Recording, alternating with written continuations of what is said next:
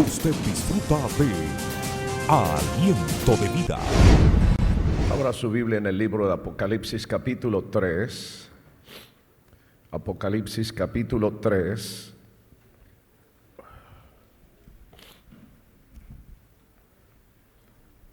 Y vamos a leer desde el verso 1 al 6. Apocalipsis capítulo 3, desde el verso 1 al 6. Leo en la Reina Valera contemporánea, en el nombre del Padre, del Hijo y del Espíritu Santo. Escribe al ángel de la iglesia en Sardis.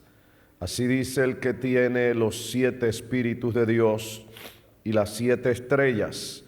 Yo sé todo lo que haces y sé que estás muerto, aunque parezcas estar vivo.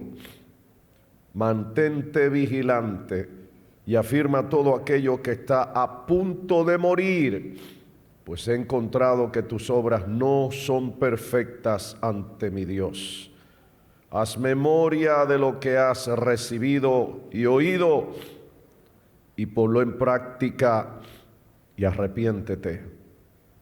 Si no te mantienes vigilante, cuando menos lo esperes, vendré sobre ti como un ladrón. Pero cuentas en Sardis con unos cuantos que no han manchado sus vestiduras. Ellos son dignos de andar conmigo vestidos de blanco. El que salga vencedor será vestido de blanco y jamás borraré su nombre del libro de la vida, sino que lo reconoceré delante de mi Padre y de sus ángeles. El que tenga oídos, oiga lo que el Espíritu dice a las iglesias. Padre, gracias por tu palabra bendita, tu palabra que es fiel, tu palabra que es maravillosa. En el nombre de Jesús, muchas gracias, Señor. Gracias. Abre nuestro entendimiento. Danos tu espíritu de iluminación. Ilumínanos en este día. Ayúdanos no solamente a comprender, sino a asimilar, a retener, a practicar tu palabra de vida, tu palabra verdadera, tu palabra maravillosa. En el nombre glorioso de Jesús. Amén. Amén. Pueden sentarse, amados. En este día estamos hablando del mensaje a la iglesia de Sardis. Sardis era una iglesia que fue establecida casi 700 años antes de que naciera el Señor Jesucristo en el Asia Menor, lo que hoy llaman Turquía. Y en esa ciudad de Sardis, luego que aparece el cristianismo, los cristianos se mueven perseguidos por todas partes y llegan a esta ciudad y allí establecen la iglesia en esa ciudad, y por eso se habla de la iglesia en Sardis. Esta ciudad se había caracterizado por ser una ciudad muy pagana. Adoraban a muchos dioses paganos. Pero allí había una iglesia que había comenzado bien a trabajar para la gloria del Señor, a hacer lo que al Señor le agrada. Pero a esta iglesia el Señor le escribe, y por supuesto Él escribe al ángel de la iglesia en Sardis. Ya explicamos la semana pasada que esta es una forma muy particular del Señor hablar.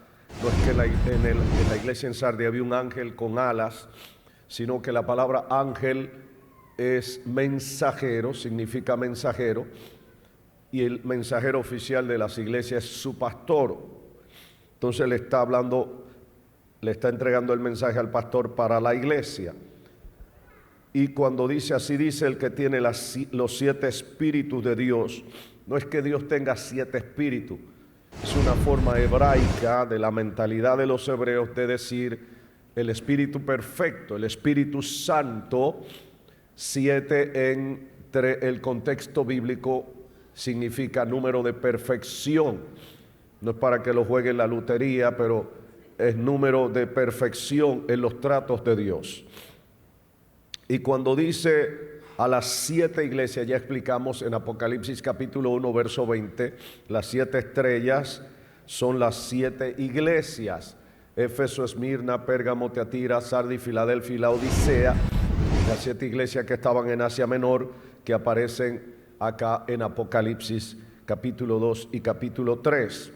Luego dice al final del versículo 1, lo que entiendo es la clave de este mensaje en este día.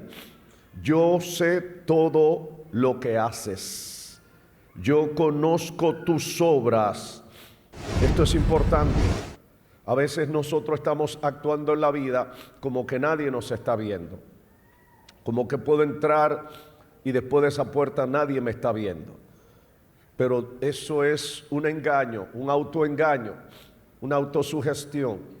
Hermano, cada paso, hay un corito que dice así: cada paso que das en la senda del mal, hay un Dios en el cielo que te ve.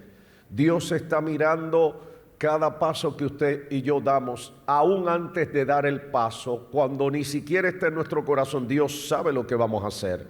Y por eso Él nos advierte y por eso nos da su palabra, para que cuidemos de no dar pasos en falso o para que no caminemos en el camino del mal.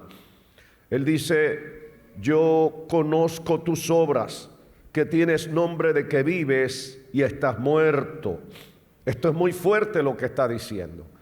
Tienes un nombre que da a entender de que vives, suenas mucho, tienes mucho activismo, te mueves y la gente cree, la gente que te ve dice: este está más vivo que nunca. Pero en el fondo, el Dios que prueba la mente y el corazón, que escudriña la mente y el corazón, sabe que tienes nombre de que estás vivo, pero en realidad estás muerto. Yo sé todo lo que haces y sé que estás muerto, aunque parezcas estar vivo. ¿Qué significa estar muerto delante de Dios?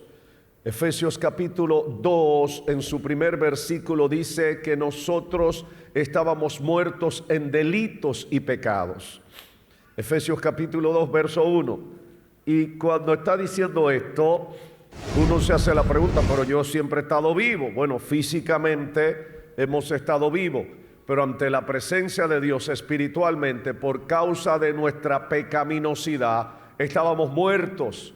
Pero Él nos dio vida cuando Cristo vino a nuestros corazones, le dio vida a nuestro espíritu, y entonces volvemos a ser personas que tenemos una relación personal con Dios. Adán y Eva, escúcheme bien, Dios le había advertido que no comieran de aquel árbol, porque el día que comieran del árbol iban a quedar muertos. Sin embargo, ellos comieron, pero estaban vivos. Físicamente estaban vivos, pero espiritualmente hubo un cortocircuito y se murieron espiritualmente. ¿Por qué? Por algo muy elemental. Isaías capítulo 59, versículos 1 y 2 explica de alguna manera el proceso. Isaías 59, versículos 1 y 2, mire lo que está diciendo. Dice: he aquí, no se ha cortado la mano de Jehová para salvar, ni se ha agravado su oído para oír. O sea, Dios sigue salvando, Dios sigue escuchando. Alguien lo dice: Dios sigue salvando y Dios sigue escuchando. Pero mire lo que dice el verso 2: pero vuestras iniquidades han hecho división entre ustedes y vuestro Dios, y sus pecados que han hecho ocultar de ustedes su rostro para no oírlo. ¿Qué es lo que hace que muchas veces digamos que tengo 1.000.000 de años en la iglesia, supuestamente en el camino del Señor, pero Dios no me escucha, Dios no me atiende, parece que Dios es sordo? ¿No será que hemos caído en esta situación? Que por causa de nuestro pecado Dios ha tenido que ocultar su rostro, darle la espalda a alguien. El pecado nos separa de Dios, nos aleja de Dios, rompe la comunión con Dios. Y la palabra muerte significa eso, separación. Cuando hay muerte física, la parte espiritual del ser humano, el alma espíritu se aleja, se va y queda el cuerpo inerte como un muñeco, como si estuviera durmiendo. Pero también cuando hay muerte espiritual, lo que ha sucedido es que el pecado nos ha alejado, nos ha separado de Dios mismo. Por lo tanto, ojo con esto. Cuando Dios llama a esta iglesia y le dice, tienes nombre de que vives, pero estás muerto, está diciendo tu condición espiritual es que por causa de tu pecado le has dado preeminencia a tu pecado y tu pecado ha hecho separación entre ti y el Dios del cielo. Le has dado preeminencia, has privilegiado tu gusto por el pecado. Pero dice más, y leo ese versículo 2 en la traducción al lenguaje actual. Dice, así que levántate, al final del versículo 1, estoy enterado de todo lo que haces y sé que tienes fama de obedecerme fielmente, pero la verdad es que no me obedeces. ¿Alguien me está oyendo en esta hora? Hay personas que se ven y uno dice, wow, esa persona está obedeciendo al Señor, esa persona está viva en Cristo. Pero hermano, dicen por ahí, caras vemos, corazones no sabemos. Samuel fue a ungir al rey, futuro rey de Israel, y se impresionó con los hermanos de David que vio altos, así, asados. Y dijo, este tiene que ser. Y Dios le dijo, no te impresiones por lo que ves. Yo pruebo la mente y el corazón. Y cuando llegó el más chiquito, el más desvalido a sí mismo, el Señor le dice, pero Samuel decía, pero Dios se equivocó, porque este muchachito tan flaco, tan chiquito, y en comparación con los mayores, no puede ser. Pero Dios ve especialmente lo que hay en el corazón de cada persona. Hay gente que puede hacernos creer a nosotros que son súper santos. Hermanos, podemos engañar a mucha gente, podemos impresionar a mucha gente, pero a Dios nadie lo impresiona. Dios no se impresiona por nuestro activismo. Lo único que impresiona a Dios es un corazón contrito y humillado, un corazón que se arrepiente, que se humilla delante de Dios. Aleluya. Ahora, en el versículo 2 dice, mantente vigilante y afirma todo aquello que está a punto de morir. Pero lo leo en la Nueva Traducción, el lenguaje actual. Dice, así que levántate y esfuérzate por mejorar las cosas que aún haces bien. Yo quiero que nos hagamos la pregunta, ¿qué cosas todavía hago bien? ¿Qué cosas yo sé que hago bien para el Señor, para la gloria del Señor, que le agradan a Dios en mi vida? Dios te dice, esas cosas manténlas vivas, no las dejes perder. Hay gente que están a punto aún de esas cosas entregarlas. Y dice la segunda parte de ese verso 2, dice, pero que estás a punto de no seguir haciéndolas, pues he visto que no obedeces a mi Dios. Así que levántate y esfuérzate por mejorar las cosas que aún haces bien, pero que aún estás a punto de no seguir haciéndolas. Hay cosas que estás haciendo bien, que el diablo puede ponerte en la mente. Suelta eso. Tú no tienes tiempo. Suelta eso. ¿Para qué seguir en eso? Y la advertencia de Dios, sé vigilante, esfuérzate aún por mejorar las cosas que aún haces bien, pero que estás a punto de no seguir haciéndolas, pues he visto que no obedeces al Señor. ¿Qué cosa estoy a punto de entregar? ¿Qué cosa estoy a punto de no seguir haciéndolas? ¿Qué cosas me estoy despreocupando? Las estoy haciendo, pero estoy con un pie aquí y el otro allá. Tengo el cuerpo aquí, pero tengo la cabeza en otra parte. ¿Qué cosas? Mira a la persona que está a tu lado y hazle la pregunta, ¿qué cosas pueden haber en tu vida, en nuestras vidas,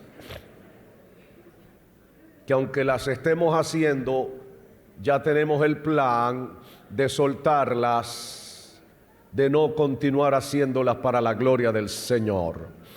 Mira a la persona que está delante o detrás de ti y hazle la pregunta, por favor, también.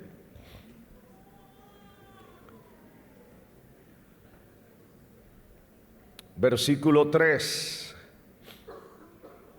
Haz memoria. Primero lo leo en la Reina Valera tradicional que ustedes tienen. Acuérdate pues de lo que has recibido y oído.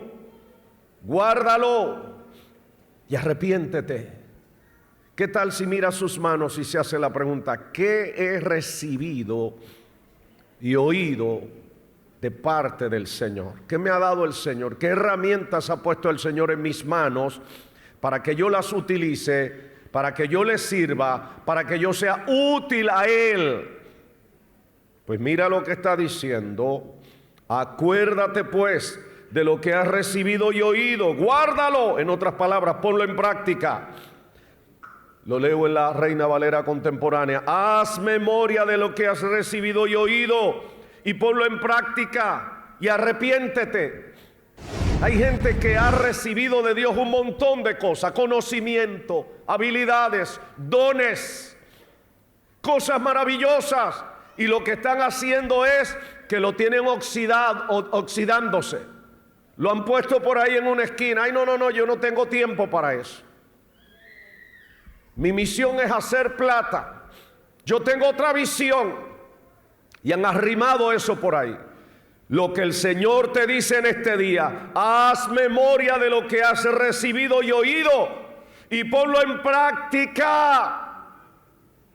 ¿Qué cosa no estás poniendo en práctica? ¿Qué cosa hemos recibido del Señor y no estamos poniendo en práctica? Esa es la iglesia muerta. Ese es el cristiano muerto. Ha recibido de Dios un montón de conocimiento. Y yo quiero hacer esta aclaración.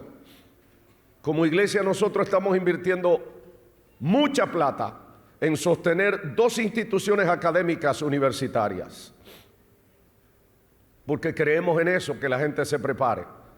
Pero yo quiero decirle, yo no creo en esta gente que tiene una cabeza del tamaño del mundo y un cuerpo de este tamaño.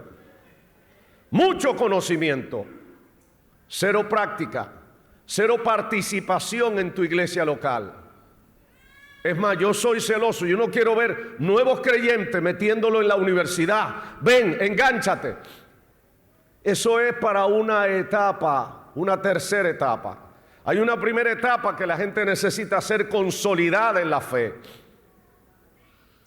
Una segunda etapa en la que lo entrenamos.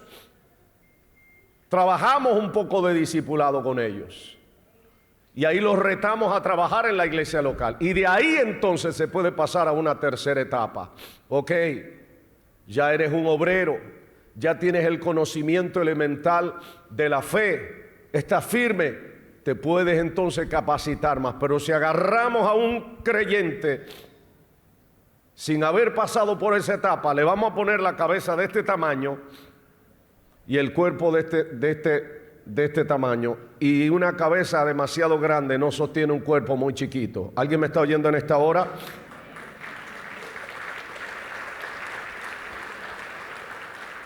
¿Qué cosa hemos recibido de Dios?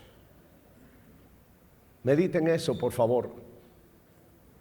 Hazle la pregunta a la persona que está a tu lado: ¿qué cosa Dios te ha dado? ¿Qué cosa Dios nos ha dado? ¿Qué cosa Dios nos ha entregado? Hay algunos que han caído en menospreciar cosas que Dios le pone en la iglesia local. Las pequeñeces. Y la Biblia habla a través de uno de los profetas del día de las pequeñeces. Y es una ley en el reino de Dios que dice: buen siervo y fiel, sobre lo poco me fuiste fiel. ¿Sabe lo que va a pasar? Sobre lo mucho te pondré. Pero estamos en un tiempo que la gente quiere ir directo a lo mucho. No, yo vine a buscar las cosas grandes. Pues mira, no habrán cosas grandes para tu vida hasta que no aprendas a administrar con fidelidad las cosas pequeñas que te son confiadas de parte del Señor. Aleluya. Si es para el Señor, dáselo con vida.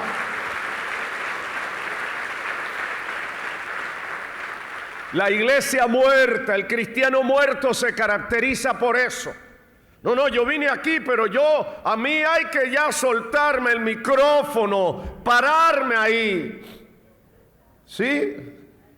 Déjame decirte, para yo estar parado aquí, han tenido que pasar, hermano, muchos años.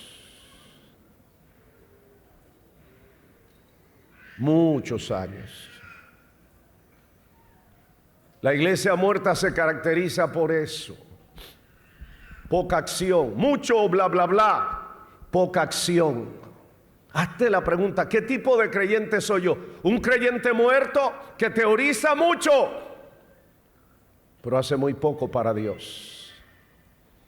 Mi hijo y yo pasábamos por ciertos lugares, creo que fue ayer, y vimos algunas iglesias, de estas iglesias históricas, luteranas, episcopales, iglesias que en el pasado tenían una gloria tremenda. Mira, hermano, esas iglesias con la reforma protestante salieron al frente, establecieron hospitales, colegios, universidades, muchísimas cosas. Pero ¿sabe lo que pasa con esas iglesias hoy? Están muertas. Fueron las primeras en claudicar, en entregarle y venderle su alma al diablo con eso de la confusión de género. Los pastores que tienen al frente son gente de esa. Vendieron su alma al diablo. Están muertos por el descuido espiritual. Hoy Dios nos habla porque nos ama y nos dice: sé que tienes nombre de que vives, pero estás muerto. Pero Él nos ama tanto que nos dice: haz memoria de lo que has recibido y oído y ponlo en práctica. Y arrepiéntete. ¿Sabe que hay gente que yo personalmente lo he comprobado?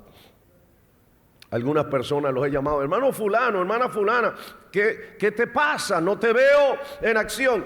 Y recuerdo a alguien que me dijo: ay, pastor, si usted me está llamando a mí para eso hay que trabajar en célula, no cuente conmigo. O sea, menospreciando lo que el Señor le había dado. Esa es una señal de una iglesia muerta. Menosprecia lo que el Señor pone en sus manos. Tiene tiempo para todo el mundo, tiene tiempo para todas las cosas, pero no tiene tiempo para el Señor y para su reino. Por eso el Señor nos dice: arrepiéntete. En otras palabras, deja de seguir acariciando el pecado y vuélvete a mí. Y dice, lo leo en esta versión lenguaje actual: acuérdate de todo lo que has aprendido acerca de Dios y vuelve a obedecerlo. Arrepiéntete. Si no lo haces, iré a castigarte cuando menos lo esperes. Llegaré a ti como el ladrón que nunca sabes. Pero el Señor nos da la oportunidad de arrepentirnos. Versículo 4, y esta parte es maravillosa, la parte de la gracia de Dios. Pero cuentas en Sardis con unos cuantos que no han manchado sus vestiduras. Ellos son dignos de andar conmigo vestidos de blanco. Hay unos cuantos. Aliento de vida. ¿Cuántos serán esos cuantos que Dios tiene aquí que han dicho: no voy a volver atrás, no voy a volver atrás, voy a estar firme, voy a estar firme? Yo quiero decirle con mucho temblor, con mucho respeto y con mucho temor de Dios, aquí hay 4 cultos cada domingo, muy similar a lo que estamos viendo ahora. En algunos más, en algunos menos. Pero yo estoy consciente como pastor de que no todo el que viene y se sienta en un asiento ahí es un santo de Dios. Pero yo confío que Dios se te revele y te despierte y ponga en ti el anhelo nuevamente de servirle en espíritu y en verdad, de adorarle, de perseverar en su gracia antes de que sea tarde. porque de todas maneras Dios se reserva un remanente fiel. Y dice esta palabra que Él cuenta con unos cuantos que no han manchado sus vestiduras. Ellos son dignos de andar con el Señor vestidos de blanco. Lo leo en la Reina Valera tradicional. Pero tienes unas pocas personas en Sardis que no han manchado sus vestiduras y andarán conmigo vestidas de blanco, porque son dignas. En 2 Timoteo capítulo 2 versículo 21 nos da la clave de cómo ser alguien que es útil al Señor o cómo no serlo. 2 Timoteo capítulo 2 versículo 21, mira lo que está diciendo. Así que si alguno se limpia de estas cosas, ¿de qué cosa? De la vida pecaminosa, de la práctica del pecado. Es imprescindible, si quiere ser útil al Señor, hay que deshacerse, hay que sacudirse de la pecaminosidad. ¿Cuál es el problema de hoy en día? Que preferimos seguir abrazados de nuestros pecados. Y a algunos se le acercan a los pastores para decirle: varón, eso no está bien, hermana, eso no está bien. ¡Ay, déjeme tranquilo! Hoy, ¿por qué usted me está juzgando? Esa es la nueva ahora. ¡No me juzgue! En vez de decir: tienes razón, yo me arrepiento. Si alguno se limpia de estas cosas, ¿será que? No los oigo. Instrumento. ¿Para qué?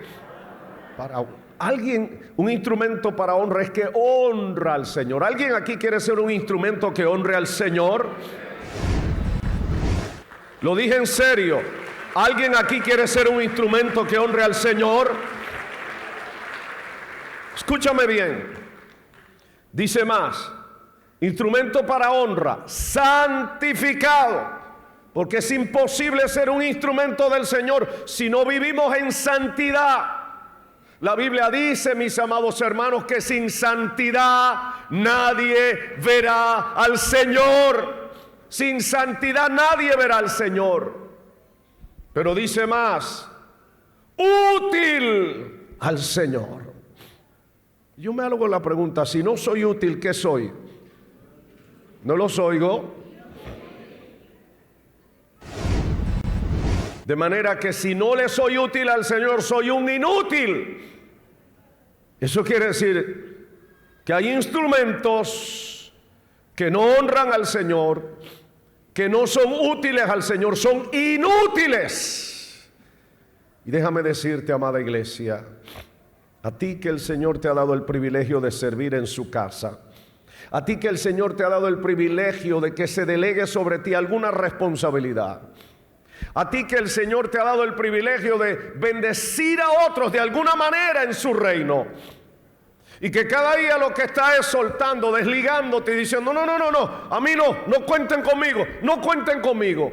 Yo quiero decirte que lo que, sin darte cuenta o conscientemente, lo que estás haciendo es pasando a ser un instrumento y ¿qué?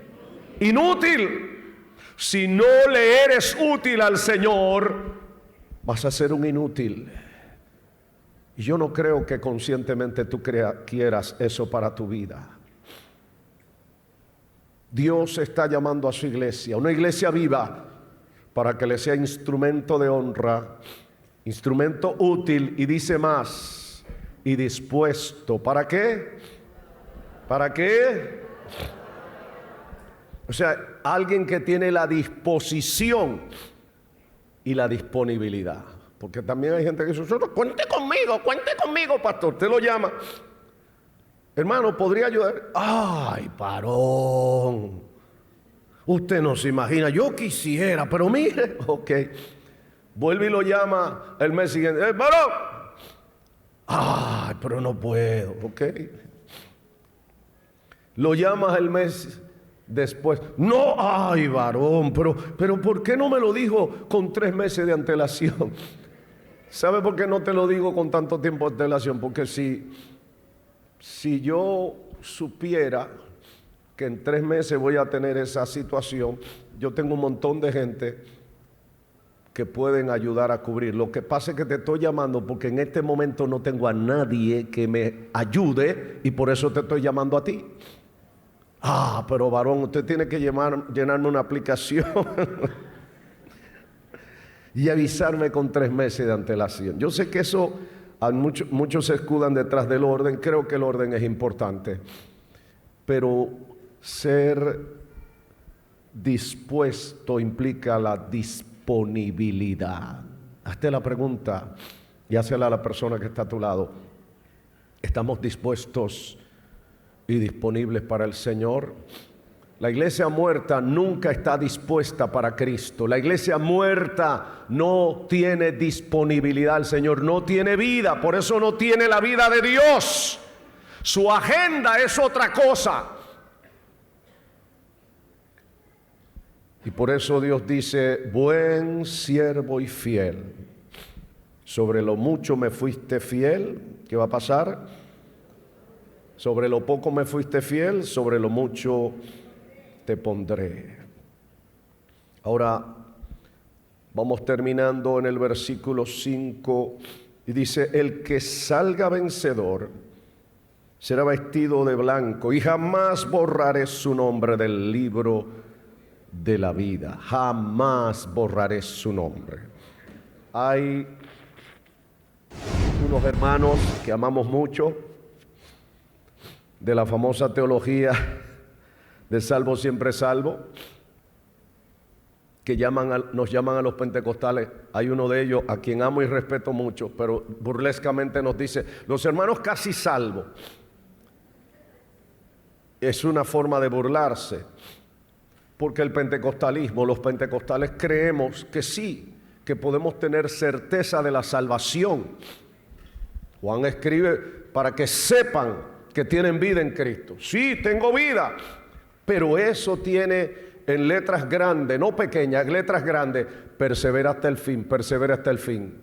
Mantente firme, porque la Biblia de alguna manera nos deja entender con un montón de escritura de que si bien es cierto que el Señor dice que los suyos están en sus manos y nadie se los arrebata, también la Biblia enseña que lamentablemente te puedes caer de la gracia. ¿Cómo entender eso? Es un balance, hermanos.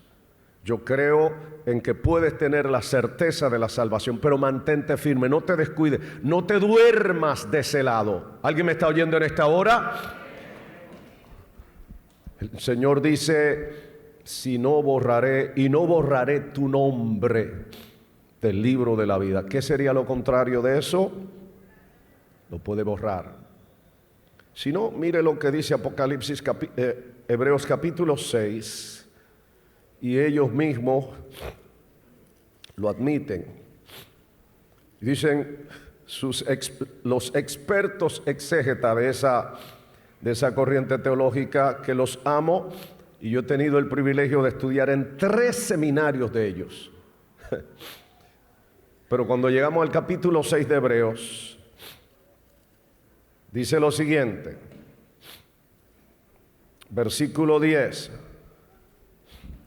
o mejor desde el verso 4, dice: no es posible que los que alguna vez fueron iluminados quiere decir que recibieron el conocimiento de Dios, pero no un conocimiento muerto, la revelación de Dios para ser salvos. Y dice más: y saborearon el don celestial, o sea, saborearon lo que es la vida eterna, y tuvieron parte en el Espíritu Santo, y saborearon además la buena palabra de Dios y los poderes del mundo venidero, que volviendo a caer, o sea, está demostrando que se puede volver a caer, vuelvan también a ser renovados para arrepentimiento. Esto sería volver a crucificar al Hijo de Dios. En otras palabras, el que piense estar firme, ¿qué? Mire que no caiga. Te pones de pie ahí donde estás. Dios no quiere una iglesia muerta. Dios quiere una iglesia viva. Y para eso hay que mantenerse firme. buscando al Señor. Obviamente, el Señor es el que nos da la vida, pero Él también enseña que le busquemos. Yo quiero que te pongas de pie allí donde estás. Sé diligente. Así que levántate, esfuérzate por mejorar las cosas que aún haces bien, pero que estás a punto de no seguir haciendo. Cierra tus ojos y habla con el Señor. Padre, gracias. Hemos hablado tu palabra en esta hora. Ten misericordia de nosotros. Tú nos llamas al arrepentimiento en este día. Nos volvemos a ti, Señor. Te suplicamos que tengas misericordia de nosotros. Padre, reprende toda obra de maldad. Reprende toda confusión, todo engaño, toda seducción del enemigo a tu pueblo. Mira aquellos que en esta hora se humillan delante de ti. Nos humillamos delante de ti. Te suplicamos, ten misericordia de nosotros, restáuranos.